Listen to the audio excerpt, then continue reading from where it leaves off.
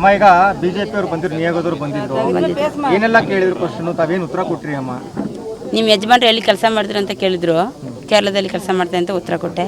ಮಕ್ಕಳು ಏನು ಅಂತಾರೆ, ಗೌರ್ಮೆಂಟಿಂದ ಏನು ಸಹಾಯ ಇದು ಮಾಡಿದ್ದಾರೆ ಅಂದರೆ ಫಾರೆಸ್ಟ್ ಡಿಪಾರ್ಟ್ಮೆಂಟಿಂದ ಯಾರು ಬಂದು ನೋಡಿಲ್ಲ ಅಂತ ಹೇಳಿದೆ. ಈಗ ಚಪ್ಪಲಿ ಕೆಲವೊಂದು ತಂದು ತೋರಿಸಿದ್ರು. ಈಗ ಅರಣ್ಯಾಧಿಕಾರಿಗಳು ಕೂಡ ಒಂದು ಚಪ್ಪಲಿಗಳನ್ನು ತೋರಿಸಿದ್ದಾರೆ. ಅದರಲ್ಲಿ ಪ್ಯಾರಾಗನ್ ಚಪ್ಪಲಿ ಇದೆ, ಆಮೇಲೆ ಹೊಸ ಚಪ್ಪಲಿ ಇದೆ. ಹಾಗಾಗಿ ನೀವು ಹೇಳಿದ್ರಿ ಇಲ್ಲ ಆ ಚಪ್ಪಲಿ ಆಗ್ತಿರ್ಲಿಲ್ಲ ಅಂತ. ಏನಮ್ಮ ಚಪ್ಪಲಿದು ಏನು ಕತೆ? ಅವ್ರಿಗೆ ಹೇಳಿದ್ರು ಪ್ಯಾರಾಗನ್ ಸ್ಲಿಪ್ಪರ್ ನಿಮ್ಮ ಯಜಮಾನ್ರು ಹಾಕ್ತಾಯಿದ್ರಾ ಅಂತ ಕೇಳಿದ್ರು. ಇಲ್ಲ, ಈ ಥರ ಸ್ಲಿಪ್ಪರ್ ಹಾಕಿದ್ದಾರೆ ನಮ್ಮ ಯಜಮಾನ್ರು ಅಂತ ತಗೊಂಬಂದು ತೋರಿಸ್ದೆ. ಯಾವತ್ತು ನಮ್ಮ ಯಜಮಾನ್ರು ಆ ಥರ ಸ್ಲಿಪ್ಪರ್ ಹಾಕಲ್ಲ. ಇಲ್ಲಿವರೆಗೂ ಯಾರಾದರೂ ಕೂಡ ಅರಣ್ಯ ಅಧಿಕಾರಿಗಳು ಅವ್ರ ಕಡೆಯಿಂದ ಬಂದು ಭೇಟಿಯಾಗಿ ಮಾತಾಡುವಂಥದ್ದು ಒಬ್ಬರು ಬಂದಿಲ್ಲ ಸರ್, ಯಾರು ಬಂದಿಲ್ಲ. ಈಗ ನೆಕ್ಸ್ಟ್ ಹೋರಾಟ ಯಾವ ರೀತಿಯಾಗಿರುತ್ತಮ್ಮ? ನ್ಯಾಯಕ್ಕಾಗಿ ಹೋರಾಟ ಯಾವ ರೀತಿ ಮಾಡ್ತೀರಾ ಅಂತ? ಈಗ ಗಂಡ ತೀರೋಗಿದ್ದಾರೆ, ರಿಲೇಷನ್ಗಳು ಕೂಡ ತೀರೋಗಿದ್ದಾರೆ, 3 ಜೀವ ಬಲಿಯಾಗಿದೆ. ಮುಂದೆ ನಿಮಗೆ ಯಾವ ರೀತಿ ನ್ಯಾಯ ಸಿಗಬೇಕು ಅಂತ ನೀವು ಕೇಳ್ಕೊಂತೀರ? ರಾಜ್ಯ ಯಾರು ಈ ಥರ ಮಾಡಿದಾರೋ ಅವ್ರಿಗೆ ಶಿಕ್ಷೆ ಕೊಡಲೇಬೇಕು. ಅವ್ರನ್ನ ನೋಡ್ಬೇಕು ಸರ್, ಅವ್ರನ್ನ ಅರೆಸ್ಟ್ ಮಾಡಬೇಕು, ಅವ್ರ ಮುಖನ ನೋಡ್ಬೇಕು. ನಮ್ಮ ಮಕ್ಕಳನ್ನ ಕರ್ಕೊಂಡೋಗಿ ಅವ್ರ ಹತ್ರ ತೋರಿಸ್ಬೇಕು. ನಾನು ಅದೇ ಫಸ್ಟ್. ನೀವು ಮುಂದೆ ಈ ಥರ ಯಾರಿಗೂ ಆಗಬಾರ್ದು. ಕರ್ನಾಟಕ ಯಾವ್ರಿಗೂ ಈ ಥರ ಆಗಬಾರ್ದು. ಈಗ ಒಂದು ಕಡೆ ತಮಿಳುನಾಡಲ್ಲೂ ಕೂಡ ಚರ್ಚೆ ಆಗಿದೆ ಅಮ್ಮ, 10 ಲಕ್ಷ ಪರಿಹಾರ ಕೊಟ್ಟಿದ್ದಾರೆ. ವಿಜಯವ್ರ ಸರ್ಕಾರಕ್ಕೆ ಏನು ಹೇಳಕ್ಕೆ ಇಷ್ಟಪಡ್ತೀರಮ್ಮ? ಅವರು ನಮಗೆ ಈ ಥರ ಪಾಪ ಮಕ್ಕಳಿಗೆ ಆಗಿದೆ, ಬಡವರಿಗೆ ಅಂತ ಅವ್ರು ಕೊಟ್ಟಿದ್ದಾರೆ. ಅವ್ರ ಮನಸ್ಸಲ್ಲಿ ಇಲ್ಲ ಚೆಕ್ ಬಂತು ಇಲ್ಲ ಸರ್. ಅದು ಏನೋ ಯಾರೋ ಹೇಳಿದ್ರು ನನಗೆ. ನಾನು ಏನು ಮೊಬೈಲ್ ಕೂಡ ನೋಡಲ್ಲ ಸರ್. ಯಾರೋ ಹೇಳಿದ್ರು ಈ ಥರ ಹೇಳಿದ್ದಾರೆ ಅಂತ. ಬಟ್ ಇನ್ನು ಅಧಿಕೃತವಾಗಿ ಏನು ಬಂದಿಲ್ಲ, ಯಾರು ಬಂದಿಲ್ಲ. ನಿನ್ನೆ ಮಾಜಿ MLA ಕೂಡ ಬಂದಿದ್ರು ತಮಿಳುನಾಡು. ಸಹಾಯ ಮಾಡಿಲ್ಲ. ಇದು ಏನಾಗಿದೆ, ಈ ಥರ ಆಗಿದೆ ಅಂತ ಬಂದು ವಿಚಾರಿಸ್ಕೊಂಡು ಹೋದ್ರು. ಈಗ ನಿಮ್ಮ ಯಜಮಾನ್ರು ಏನು ಮಾಡ್ತಿದ್ರು ಕೆಲಸ? ಕೇರಳದಲ್ಲಿ ಇಟಾಚಿ ಕೆಲಸ. ಇಲ್ಲಿ ಬಂದು ಎಷ್ಟು ವರ್ಷ?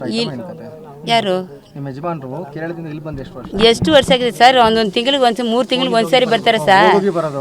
ಇಲ್ಲಿ ಏನಕ್ಕೆ ಇರ್ತಾರೆ? ಕೇರಳದಲ್ಲಿ ಕೆಲಸ ಮಾಡ್ತಾ ಇದ್ದು. ಇಲ್ಲಿ ಮನೆ ಗೃಹ ಪ್ರವೇಶ ಮಾಡಬೇಕು, ಅದಕ್ಕೆ ಸ್ವಲ್ಪ ಪೇಂಟಿಂಗ್ಸ್ ಅದೆಲ್ಲ ಕೆಲಸ ಇತ್ತು. ಅದೆಲ್ಲ ಮುಗಿಸ್ಬಿಟ್ಟು ಒಟ್ಟಿಗೆ ಹೋಗ್ಬಿಡೋಣ ಅಂತ ನಾಳೆ ಗೃಹ ಪ್ರವೇಶ ಇತ್ತು. ನಾಳೆ ಇತ್ತು, ಅದಕ್ಕೆ ಬಂದಿದ್ದು. ಇಲ್ಲ ಅಂದರೆ ಅವ್ರು ಬರಲ್ಲ. 3 ತಿಂಗಳು ಅದೇ ಮನೆ ಹತ್ರ ಕೆಲಸ ಇರ್ತಲ್ಲ, ಅದಕ್ಕೆ ಬಂದಿದ್ದು. ಇಲ್ಲಾಂದರೆ ಅವ್ರು ಕೇರಳದಲ್ಲೇ ಕೆಲಸ ಮಾಡೋದು. ಯಾವಾಗ ಯಾರ ಜೊತೆ ಹೋಗಿದ್ರು ಮತ್ತೆ ರಾತ್ರಿ? ಸರ್ ನನಗೆ ಗೊತ್ತೇ ಇಲ್ಲ ಸರ್ ಯಾರ ಜೊತೆ ಹೋಗಿದ್ರಂತ. ನಾನೇ ಮಾಟಲ್ಲಿಗೆ ಹೋಗ್ಬಿಟ್ಟೆ ಸರ್. ಯಾರೋ ತೀರೋಗ್ಬಿಟ್ರು. ಯಾರ ಜೊತೆ ಹೆಂಗೆ ಹೋದ್ರಂತೆ ನನಗೆ ಗೊತ್ತಿಲ್ಲ. ಮತ್ತು ನಾನು ಹೆಂಗೆ ಹೇಳಲಿ? ನನಗೆ ಬೆಳಗ್ಗೆ 10 ಗಂಟೆಗೆ ರಿಲೇಷನ್ಸ್ ಎಲ್ಲ ಬಂದು ಹತ್ಕೊಂಡು ಬಂದರು. ಆವಾಗಲೇ ನನಗೆ ಗೊತ್ತಾಯಿತು. ಅಲ್ಲಿವರೆಗೂ ಗೊತ್ತೇ ಇಲ್ಲ ಸರ್. ನಾನೇ ಸ್ಕೂಲ್ ನನ್ನ ಹತ್ರ ಏನು ಹೇಳಿಲ್ಲ ಸರ್. ನಾನು ಅಲ್ಲಿ ತೀರೋಗ್ಬಿಟ್ರಲ್ಲ, ಸ್ವಂತದಲ್ಲಿ ರಿಲೇಷನ್ ಒಂದು ಅಣ್ಣ, ಅಲ್ಲಿಗೆ ಹೋಗ್ಬಿಟ್ಟೆ. ನನಗೆ ಈ ಥರ ಏನು ಹೇಳಿಲ್ಲ, ಒಂದು ಮಾತಾಡಿಲ್ಲ. ನನ್ನ ಹೆಸರು ದೋಮಿನಾ ಲಿಯೋಮೇರಿ. ಇದು ಮನೆ ಕಟ್ಟೋದಕ್ಕೆ ಸಾಲ ಮಾಡಿದ್ರಾ? 40 ಲಕ್ಷ ಸಾಲ ಮಾಡಿದ್ದೀವಿ. ನಾನಿರ್ತೀನಿ ಕೆಲಸ, ಕೇರಳದಲ್ಲಿ ಕೆಲಸ ಮಾಡಿಕೊಂಡು.